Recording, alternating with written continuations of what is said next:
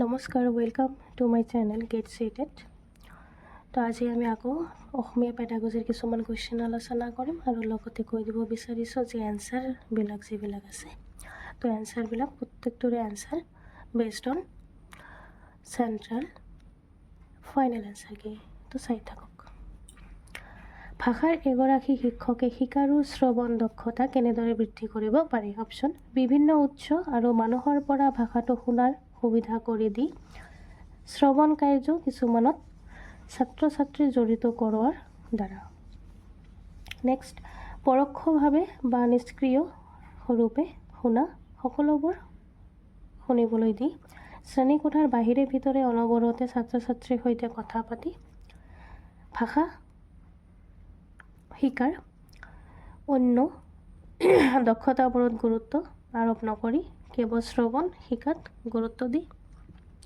Correct অপশ্যনটো হৈছে বিভিন্ন উৎস আৰু মানুহৰ পৰা ভাষাটো শুনাৰ সুবিধা দি শ্ৰৱণ কাৰ্যৰ কিছুমান ছাত্ৰ ছাত্ৰী জড়িত কৰোৱাৰ দ্বাৰা। Option A. এছাৰশ্যন আৰু ৰিজন: প্ৰাৰম্ভিক পৰ্যায়ত ভাষাৰ সঠিকতা আটাইতকৈ গুৰুত্বপূৰ্ণ কাৰণ দিয়া হৈছে প্ৰাৰম্ভিক পৰ্যায়ত পাঠ্যক্ৰমত ব্যাকৰণৰ অন্তৰ্ভুক্তি অপৰিহাৰ্য। তো প্ৰাৰম্ভিক পৰ্যায়ত ভাষাৰ সঠিকতা আটাইতকৈ গুৰুত্ব, যে ভাষা যেতিয়া প্ৰাৰম্ভিক পৰ্যায়ত হয়, আৰম্ভণি হয় ভাষা শিকোৱাৰ, তো তেতিয়া যে একেবাৰে সঠিক হ'বই লাগিব, এইটো যে গুৰুত্বপূৰ্ণ সেইটো কিন্তু নহয়, সেইটো অশুদ্ধ। আৰু শুদ্ধ কিন্তু যে প্ৰাৰম্ভিক পৰ্যায়ৰ পাঠ্যক্ৰমৰ ব্যাকৰণৰ অন্তৰ্ভুক্তি অপৰিহাৰ্য, যে অন্তৰ্ভুক্ত হ'ব লাগিব পাঠ্যক্ৰমৰ ব্যাকৰণসমূহ। ভাষাৰ প্ৰকৃতিৰ বিষয়ে তাত্ত্বিক স্থিতি আৰু বিশ্বাস: ভাষা শিক্ষণৰ প্ৰকৃতি আৰু এই দুয়োটাৰে শিক্ষা পদ্ধতিগতভাৱে প্ৰয়োগৰ সঞ্চয় হৈছে। অপশ্যন: অভিগম বা পদ্ধতি, কৌশল, পাঠ্যসূচী, বিষয়। তো এইটো অপশ্যন হৈছে আমাৰ কি, অভিগম বা পদ্ধতি। নেক্সট কুৱেশ্যন: পঠনমূলক পৰীক্ষণ হৈছে অপশ্যন বিষয় এটাৰ বা বেছি এটা নিৰ্দিষ্ট স্তৰ এটা সম্পন্ন কৰা পৰিৱৰ্তন সাপেক্ষে নহয়, শিক্ষণ প্ৰক্ৰিয়াটো সংঘটিতবৰ চলিত থকা বিকাশ আৰু উন্নয়নৰ লগত জড়িত। কাৰেক্ট অপশ্যনটো হৈছে আমাৰ 4, চলি থকা বিকাশ আৰু উন্নতকৰণৰ লগত জড়িত। নেক্সট কুৱেশ্যন: কম বয়সীয়া শিক্ষণৰ কাৰণে পাঠ প্ৰস্তুত কৰোঁতে শিক্ষকে সম্পূৰ্ণ শাৰীৰিক সঁহাৰি পদ্ধতিত গুৰুত্ব দিছে। এই ক্ষেত্ৰত শিক্ষকজনে অপশ্যন: শ্ৰেণীকোঠাত শ্ৰৱণ কাৰ্য কিছুমান ৰাখিবই লাগিব, কাৰ্যবোৰ একআখৰীয়া কৰি থৈ প্ৰশ্ন সোধা উচিত আৰু উত্তৰ দিবলৈ উৎসাহ দিয়া উচিত, শ্ৰেণীকোঠাত শাৰীৰিক কাৰ্য কিছুমান অন্তৰ্ভুক্ত কৰাটো নিশ্চিত কৰা উচিত, ছাত্ৰ ছাত্ৰীবোৰে নিজৰ স্থানত বহি থাকি যুটীয়াভাৱে বা সামূহিকভাৱে কৰিব পৰা কাৰ্য কিছুমান ৰাখিব লাগে। কাৰেক্ট অপশ্যনটো হৈছে আমাৰ 3, শ্ৰেণীকোঠাত শাৰীৰিক কাৰ্য কিছুমান অন্তৰ্ভুক্ত কৰাটো নিশ্চিত কৰা উচিত। কোনো এটা ভাষাৰ ব্যাকৰণ শিকা হৈছে ভাষাটোৰ নিয়মবোৰ শিকা। তলত দিয়া কোনটো অভিগমে এই উক্তিটো সমৰ্থন কৰে? যোগাযোগমূলক, ব্যাকৰণমূলক, নিগমন, আগমন। তো নিগমনটো কৈছে ডিডাক্টিভ যিটো, সেইটো হৈছে ৰুলটো এক্সাম্পল, তো ৰুলত বেছি গুৰুত্ব দিয়ে, তাৰপিছত আমাৰ এক্সাম্পল লৈ আহে। কিন্তু যিটো আমাৰ ইণ্ডাক্টিভ আগমন, সেইটো হৈছে আমাৰ প্ৰথমতে এক্সাম্পল, তাৰপিছত আমাৰ আহিব কি ৰুল। যোগাযোগমূলক যিটো কথোপকথনত গুৰুত্ব দিয়ে, ব্যাকৰণ যিটো ব্যাকৰণত নিয়ম গুৰুত্ব দিয়ে ব্যাকৰণবিলাক। নেক্সট কুৱেশ্যন: এগৰাকী শিক্ষকে পঞ্চম মানৰ ছাত্ৰ ছাত্ৰীক মুক্ত লিখন কাৰ্য এটা দিব বিচাৰিছে, এই ক্ষেত্ৰত তেওঁলোকে কোনটোত গুৰুত্ব দিয়া উচিত? সাৱলীলতা আৰু সঠিকতা দুয়োটা, ভাল হস্তাক্ষৰ, বিষয়বস্তুৰ সঠিকতা, বিষয়বস্তুৰ সাৱলীলতা। তো যিটো সাৱলীলতা হৈছে ফ্লুৱেঞ্চি আৰু সঠিকতা হৈছে একুৰেচি। সঠিক উত্তৰটো হৈছে বিষয়বস্তুৰ সাৱলীলতা। নেক্সট কুৱেশ্যন: অধোমুখী টপ ডাউন অভিগমৰ অৰ্থ হৈছে সামগ্ৰিক অৰ্থ সামৰি লোৱা। এতিয়া অৰ্ধমুখী বুটাম আপ অভিগমৰ অৰ্থ হৈছে ডেছ। অপশ্যন পাঠৰ শব্দ আৰু বাক্যাংশবোৰত গুৰুত্ব দিয়া। চমু উত্তৰৰ প্ৰশ্ন সোধাত গুৰুত্ব দিয়া। পাঠৰ সাৰ মৰ্মত গুৰুত্ব দিয়া আৰু ধাৰণাৰ আহৰণ কৰাত গুৰুত্ব দিয়া। পূৰ্ব পঠনত গুৰুত্ব দিয়া। যিটো টপ ডাউন যিটো আছে, টপ ডাউনৰ অৰ্থ যদি হয় সামগ্ৰিক অৰ্থ সামৰি লোৱা, তেতিয়া বুটাম আপ শব্দৰ অৰ্থ হৈছে আমাৰ কি পাঠৰ শব্দ আৰু বাক্যাংশবোৰত গুৰুত্ব দিয়া। Option number 1। তলত উল্লেখ কৰা কোনটো ভাষাৰ শিক্ষক এগৰাকীৰ মুখ্য দায়িত্ব?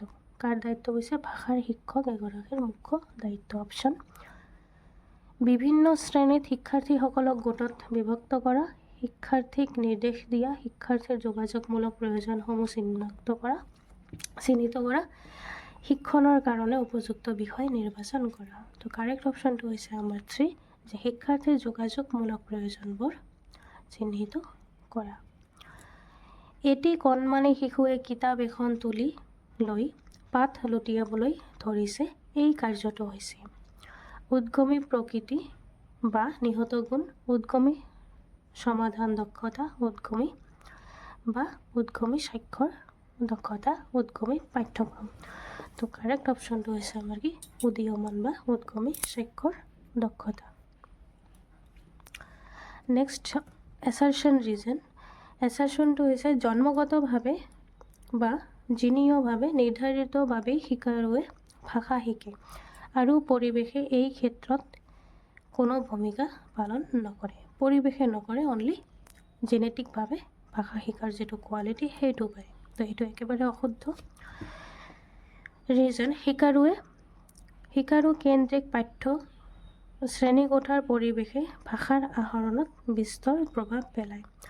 শিকাৰু কেন্দ্ৰিক শ্ৰেণীকোঠাৰ পৰিৱেশে, যিটো শিকাৰু শ্ৰেণীকোঠাৰ পৰিৱেশ আছে, সেই পৰিৱেশে হৈছে কি ভাষা আহৰণত বিশেষভাৱে আমাৰ প্ৰভাৱ পেলায়। সেইটো শুদ্ধ। নেক্সট কুৱেশ্যন, যি প্ৰসংগত শব্দ এটা ব্যৱহৃত হয় তাৰে পৰা শব্দটোৰ অৰ্থ অনুমান কৰাৰ পঠনৰ ধৰণটো হৈছে সামগ্ৰিক ভাষা পদ্ধতি, গঠনাত্মক পদ্ধতি, যোগাযোগমূলক পদ্ধতি, ঊৰ্ধ্বগামী পদ্ধতি। তো সঠিক উত্তৰটো হৈছে আমাৰ কি সামগ্ৰিক ভাষা পদ্ধতি। এক্সাম্পল যেনেকুৱা তোমালোকে এটা পেৰাগ্ৰাফ পঢ়ি আছা বা এটা চেণ্টেঞ্চ পঢ়ি আছা, এটা লাইনৰ বা দুটা লাইনৰ, কিন্তু তোমালোকে এটা ৱৰ্ড বুজিব পৰা নাই। যেনেকুৱা পেছেজত আমাৰ সেই অসুবিধাটো আমি পাওঁ যে আমি এটা চেণ্টেঞ্চ পঢ়িলোঁ, কিন্তু চেণ্টেঞ্চটো আমি এটা শব্দ বুজি নাপালোঁ। তো তেতিয়া আমি কি কৰিম, সেই শব্দটোৰ প্ৰতি আমি কি কৰিম, যে এটা অনুমান কৰিম। তো অনুমান কৰিম মানে হৈছে কি আমাৰ সামগ্ৰিক ভাষা পদ্ধতি।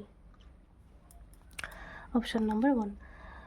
নেক্সট কুৱেশ্যন, ভাষাৰ বিষয়ে চিন্তা কৰা আৰু ক'ব পৰাৰ সামৰ্থ্যটো হৈছে ভাষাৰ বিষয়ে চিন্তা আৰু ক'ব পৰা, যে উদ্গমী সাক্ষৰতা, ধাতু ভাষিক সামৰ্থ্য, ধ্বনিতাত্ত্বিক সজাগতা, সুদক্ষ গঠন।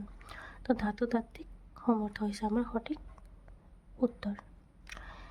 দ্বিতীয় মানত পঢ়ি থকা শিশুৰ প্ৰতি মাকে শিক্ষকক কৈছে যে শিশুটোৱে কেতিয়াও ঘৰৰ ডাঙৰৰ মুখত বা সহোদৰৰ মুখত নুশুনা কথা কিছুমান কৈ দিয়ে। এয়া কেনেকৈ সম্ভৱ হয়? শিক্ষকগৰাকীয়ে দিয়া উত্তৰটো হৈছে অপশ্যন শিশু এটিত ভাষাৰ বিকাশ সবলীকৰণ কৰিলে শিশুটোৱে ভাষা শিকে। সৈদ্ধান্তিক অভিগম বা পদ্ধতি অনুসৰি শিশুৱে নতুন ভাষা আৱিষ্কাৰ কৰিব পাৰে। ডাঙৰক অনুকৰণ কৰিয়েই শিশুৱে ভাষা শিকে। মানৱ মস্তিষ্ক ভাষা শিকাৰ উপযোগীকৈ জন্মগতভাৱে সজ্জিত হয়। কাৰেক্ট অপশ্যন হৈছে আমাৰ এইটো। নেক্সট কুৱেশ্যন, ডাঙৰ এগৰাকীয়ে শিশু এটিৰ সৈতে কিতাপ এখন লৈ একেলগে বহি কিতাপখনৰ পৰা শিশুটিক প্ৰশ্ন কৰিছে আৰু তাৰ পাছত একোটা কাম শিশুটিক কৰিবলৈ দিছে। প্ৰাৰম্ভিক সাক্ষৰতাক উৎসাহী কৰা এই কৌশলটো হৈছে বচন কেন্দ্ৰিক পঠন, সাধু কথন, আদৰ্শ পঠন, অংশীদাৰী তথা ভাগ বতৰোৱা পঠন। তো সঠিক উত্তৰটো হৈছে আমাৰ বচন কেন্দ্ৰিক, যিটো ইংৰাজী ভাৰ্বেল ৰিডিং। Thank U.